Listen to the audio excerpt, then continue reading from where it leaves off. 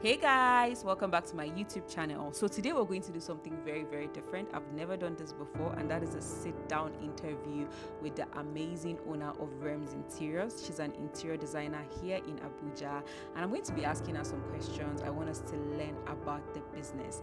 Please stay tuned and let's get right on it. I haven't done a sit-down style just because I saw how when I went to the site, I was with you the other day, and I saw the energy and when you guys were doing was so amazing. And I'm like, I needed to sit down with you. I want to know more about your journey and also how you started out. What inspired you to start? Yeah, so my name is Queeneth, the founder of Rems Interiors. Yeah, my journey into interior design actually started from a deep passion for transforming spaces. Okay. While working in real estate company, I noticed how a beautifully designed interior could elevate the property's value and create strong emotions. So that inspired me to dive deeper. I studied it and eventually launched my own business to help people create the spaces they truly love. Okay, so when you say you studied, did you like go to course? Yes. What school did you go to? Okay, I actually went to an interior school. Okay, that's good. It's so amazing. I honestly speaking, I don't even know. I know it takes a lot. People don't even see what goes on behind the scenes. You just walk into a beautiful space and then you see you just see it beautiful. So can you tell us what are the challenges? Like what are the challenges you face in this kind of business here in Abuja? Well, one of the major challenges I face is actually, balancing clients' expectations with budgeting. Yes, it sounds simple, but actually it's hard convincing some clients that quality design is an investment. Yes, quality design is an investment. So whenever you want to do something that is timeless, something that is durable, you want a unique style, you must be ready to, to actually know that you are doing an investment. Yes. Okay, so it's like people. So there are times that people want something good, but they don't even have the money to get that good thing. Like you don't have their budget is like, I want this particular place, but I have only 1 million naira and you can't get it done for them. How are you able to balance that out? Are you more of the luxury aspect of it, or are you more of you can work with what you have? I can work with what you have, but I believe that people should be open to their interior designer. Sometimes when you ask a client how much is your budget, some people shy away from it. I think it's something that you need to discuss with your client, with your interior designer. Oh, this is what I have. Then we'll find a way around it. Okay, maybe instead of this design, we could actually go for something that so that at the ending, we'll still achieve something good. So I know you've done a lot of projects. And you are still doing more projects. Which of the projects did you put your all in? Project that you're so proud of and you want people to see and it represents your work? To be honest, I'm proud of all my projects. But since you say one, yes. I think this is actually one of my favorites. Yes. What makes it your favorite project? What is your favorite project? Okay, I think the fact that we were able to come up with something unique. I love this particular point. Yes. This sells it for me. So the fact that we were able to come up with something unique, and the fact that anyone that comes in here, they just like this design. And for me, it's something that is not common. It's not something that you can actually see in other offices. Yeah. It's something that actually resonates with the company, and again, it stands out. And I look at the color combination to the blue, and unlike most offices, when you hear an office, there's something that comes to your mind, just normal text, normal chairs, but this one feels like you're not at home, but it's like very elevated, very exclusive space. I love it. So another thing I want to ask is about the interior core. So the other day when I was at the site, I noticed there was a lot more that goes into. When you hear interior design, you just think it's just chairs. Honestly, I'm saying that's how I think. When I hear it, I'm thinking it's just go to carpenter combo. It takes so I just want you to just sort of more define, what aspect, the things that people don't see interior designers do. The truth is that interior design is a huge one. Beyond chair, beyond the furniture, beyond what you see, it has to do with color combination. If interior design is all about balance, it's all about flow, and every piece that you are bringing into a space is actually telling a story. Yeah. So it's not just some people think it's not just the core furniture people. No, it's beyond that. Even the color selection, the rug, Fabric the selection. fabrics, and yes, everything must be in harmony to bring that cohesive look at the end. Yes. So, And it also takes more like, what I noticed when you guys were doing the whole panelings, it's just amazing what goes. And then, how do you manage the production system, like the staffing that you have? Because I think that's a challenge in Nigeria, especially with artisans. yes. How are you able to balance that out? The truth is that balancing the artisans, you need to put a close check on them. You need to be there. You don't just assign work to years ago.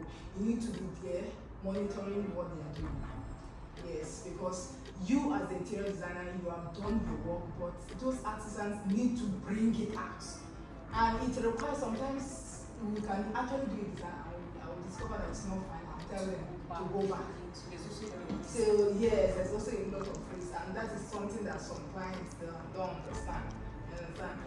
In order to bring a design out, it takes a lot. Especially you see something unique like this. If you watch the depth of the wood, it's not just ordinary wood. Because in order to bring out this beauty, you need to use something that is durable, something that's over time. Even if they want to leave this office, you can dismantle it and move it. Yes. Or even maybe make something else with what has been done. Yes. And that's why initially you said that you have to look at it as a long-term thing, luxury, it lasts longer. Yes. So not just going for cheap material, but for something durable. So it's worth spending your money. Yes. Because good furniture, they are very good to invest in. Not the one you buy after 6 months it has gone down. Exactly. Yeah. Because of the production and the rest. Okay. So another thing I want to know, and I know a lot of people say, because even me as for my YouTube channel, I get people say Nigeria, they try to downgrade made in Nigeria, things manufactured in Nigeria. And when I was speaking to you, I saw the quality of the beds you had, and I was asking if you guys ship this, is it made in Nigeria? Can you please expand on like just talk to us about this, how you guys go through it, so people can also see that these things are happening. You don't have to buy foreign. Yes. We can make it for you right here. Yes. The truth is that I don't know. We Nigerians we prefer everything foreign. The truth is that locally made usually lasts more than even the foreign. What is that? Yes, because it depends on the wood. We have good woods in Nigeria. We have good woods. It all depends on the production. We have made furniture for clients that over 5 years they're still using it. Wow. You see, so it depends on the quality of wood. I don't know why most people, but I believe that with time, people will start, because there's some clients that when I talk to them about Nigerian made, they also agree. Like this furniture here now is Nigerian made. Everything is used here. Everything is Nigerian made. Wow. So and it's good that we Nigerians will start, embracing, start liking our products And what we have. Because some people rather go to, I even heard even those bigger, the foreign furniture houses, I heard that they have their production companies, some of them have it here. Yeah. So they probably use our people. I don't know, I'm not sure, I'm just saying that maybe that's what happens. Yes, it's true. It is. Honestly, Nigerian roads is very unique. God has blessed us with this food, and it's best we start incorporating it by liking what we have. And I also think it's because, like you said, when you talked about managing staff and being there, there's an issue with artisans where it's like you can have the quality stuff, and if someone like you as an interior designer and you know the good stuff, you do your due diligence. Yes. If you don't do that, you can still carry something quality and give it to an artisan and you not produce the work for you. So people need to also know where to go to, right? Okay. And it depends on, again, we have different rules, so people should know the type of. No, they should know the interior designer that will do that for them, because the interior designer, that's their job, that's what I'm saying. Yes. So that's the question. So I want you to just expand on the value the interior designer brings. Some people just want to do it themselves. Let me just get it's cheaper, because there's a post I did that a lady commented and said she cannot afford an interior designer. If you can just tell us that just the importance, so people can see that you actually need someone that can ease out your stress and can do the job for you. Yes. The truth is that one thing with some people, once they hear interior designer, they feel, oh, it's not like wedding planner. Yeah. They feel maybe you need to spend too much. Yeah. The truth is that sometimes it's even cheaper for you to get an interior designer. I do. An interior designer. Honestly. Because it saves you time, it saves you money. Because sometimes there's this particular house we went to do the design, but before we went there, they called one furniture person, and the person came and did rubbish. But when you call an interior designer, now we are working with a professional team.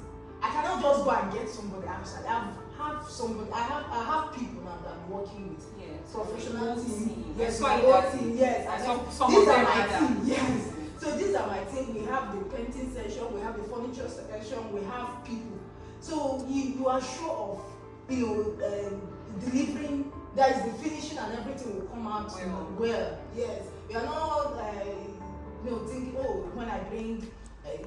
When you bring an interior designer, you are sure of people that will deliver. Yeah. That will give you something that you want. Yes. Yeah. So it's like it's cheaper. It's even cheaper to use an interior designer in the long run. Because when you do the first work and you have to do it again, you spend double the money. Exactly.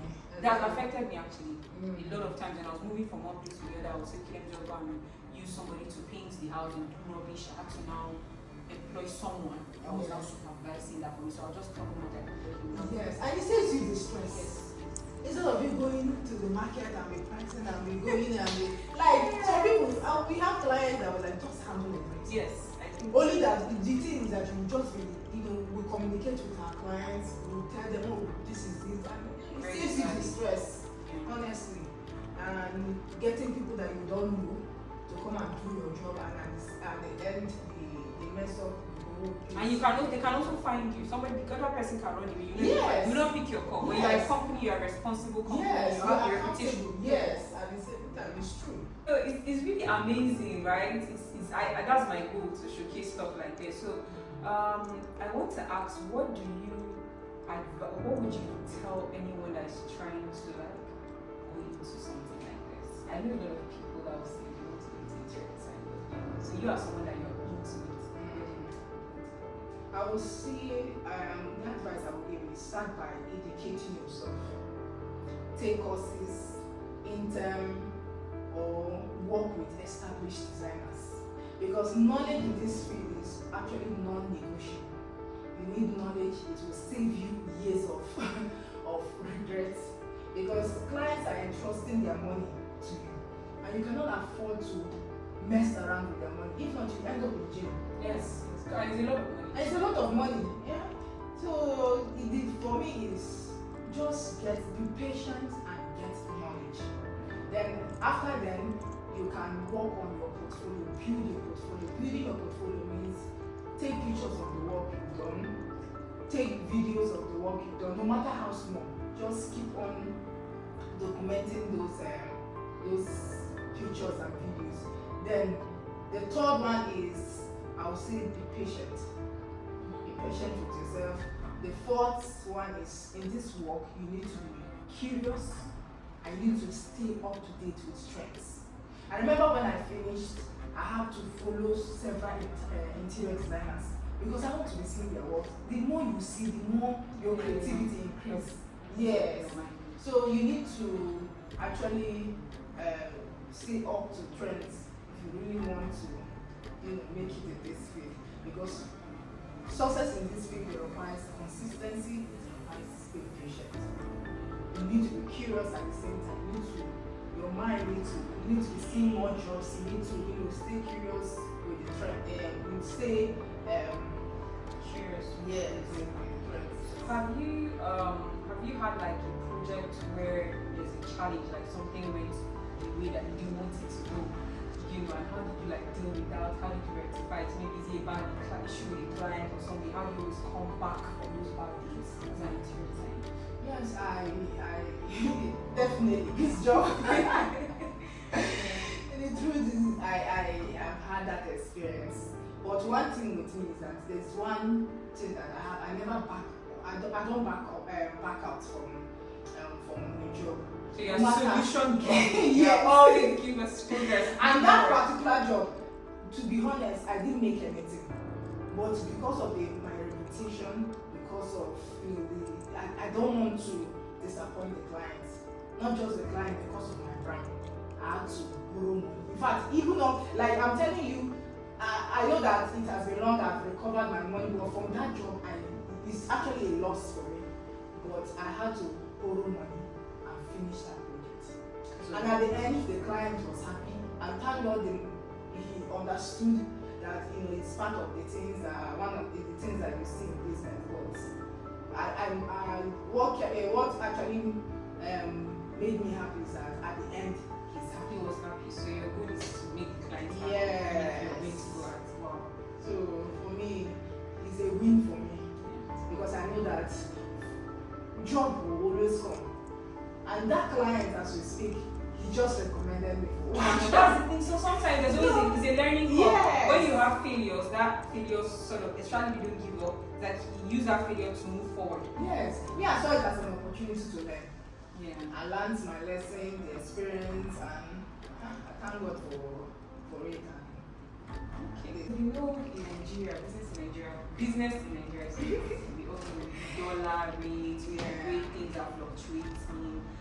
So seeing entrepreneurs going, like pushing hard, is something very commendable, and that's my goal.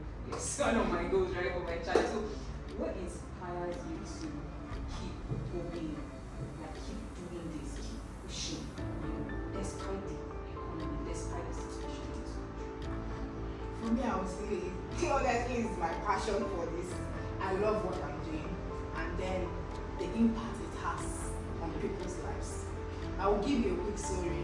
There's this project that we had. So prior to when we started, the client traveled.